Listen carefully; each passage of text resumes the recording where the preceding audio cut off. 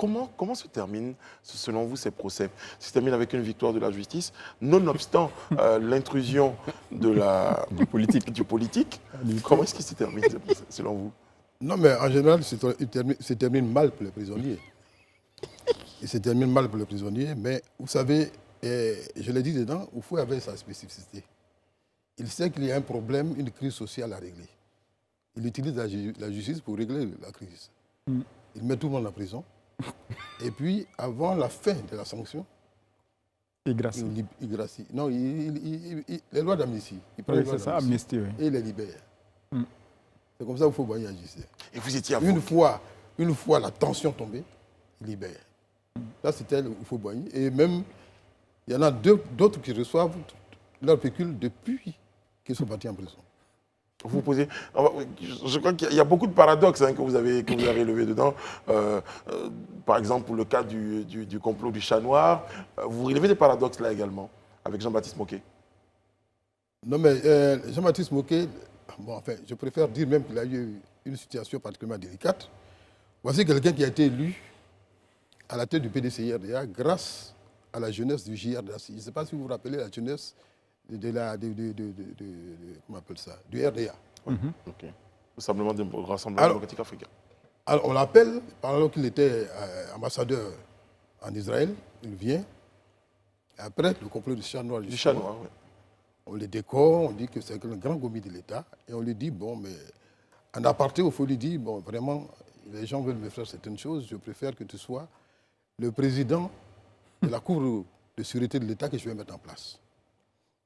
Et il se trouve en face de ceux, des jeunes qu'il avait mis au pouvoir à l'époque. Il les condamne. Et quelque temps après, c'est lui-même qui se retrouve là-bas, à Sagou. Alors c'est pour ça que les procès sont palpitants. Il faut lire les procès de 63-64, vous allez voir un peu le jeu de rodéo que le président était capable de jouer. Mais il y a des avocats forts, il y a des avocats intelligents, il y a des avocats unis. C'est quoi le rôle finalement que jouent ces avocats-là dans ce procès? C'est pas toujours dans tous les procès qu'on a eu droit à la parole.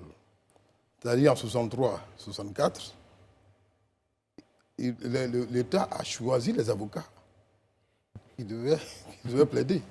Il y avait Adam Camille, il y avait un certain Aka, Maître Aka. Mais ce sont les gens qui avaient déjà des difficultés avec Houphouët-Boigny, qui étaient là. Donc, d'un moment à l'autre, ils pouvaient eux aussi rejoindre la paille de cachot. C'est ça. Donc, évidemment, ils étaient dominés. Seulement, comme nous sommes des avocats, au moment de prendre la parole, on est libre. Ils ont fait ce qu'ils ont pu. Et dans ce procès, d'ailleurs, on n'avait pas le droit de prendre un avocat étranger. Vous voyez, donc, mais dans les autres cas, c'est parce que, par exemple, dans le procès de 1992, les avocats ont fait des observations solides que finalement la Cour était en difficulté.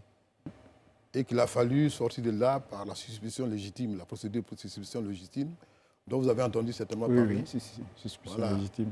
Pour arracher le dossier à la Cour qui était constituée irrégulièrement. Mais maître, moi je veux bien comprendre quelque chose. Bon, pas comprendre, mais je veux bien vous demander votre avis sur quelque chose. Est-ce que le fait que sous les Houphouët, on a vu vraiment ce fort impact de l'exécutif sur le judiciaire, est-ce qu'après Houphouët, cela n'a pas continué en héritage, au niveau même du système judiciaire? Parce qu'aujourd'hui, comme je le dis, on a très souvent tendance à entendre les tenants du pouvoir estimer que la justice est indépendante, pendant que ceux qui ne tiennent pas les rênes du pouvoir, qui sont peut-être dans l'opposition, estiment que la justice est aux ordres. Est-ce que vous ne pensez pas, personnellement, que c'est un héritage peut-être qui a dû suivre depuis Houphouët jusqu'à maintenant? Et pour compléter, est-ce que vous pensez que l'indépendance de la justice est une vue de l'esprit ou une réalité? Écoutez, cet héritage-là, en fait, quand on parle d'héritage, vous voyez que les deux premiers procès, je dis c'est l'héritage de la colonisation. C'est ça. Parce que j'ai cherché à savoir, mais d'où vient cet esprit-là? Vous avez un article 76 de la Constitution, l'ancienne Constitution, qui disait que les textes en vigueur à l'époque où on passait à l'indépendance, ces textes-là restent en vigueur. Donc, les textes français, on les a appliqués ici. Ils sont devenus des textes ivoiriens. Alors que dire la jurisprudence, c'est-à-dire l'interprétation de ces textes? Que dire aussi de l'attitude du juge français qui nous a formés jusqu'à des années récentes?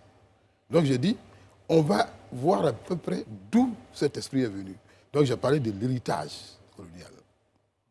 Maintenant vous me dites, est-ce qu'il n'y a pas un héritage depuis Houphouët-Boigny jusqu'à maintenant? Un virus. Est-ce qu'on a besoin d'avoir un héritage? On n'a pas besoin d'avoir un héritage. Si nous voulons être dans un état de droit, on s'éloigne des héritages qui ne sont pas bons. Il y a des héritages qu'on prend quand même sous le bénéfice inventaire. C'est-à-dire que quand on ne le sait pas, en Afrique, on ne le fait pas. En réalité, dans nos traditions, vos pères est décédé, vous prenez son héritage tel qu'il est, s'il y a des dettes, vous les payez. D'ailleurs, même avant l'enterrement, on fait le point sur les dettes à couvrir.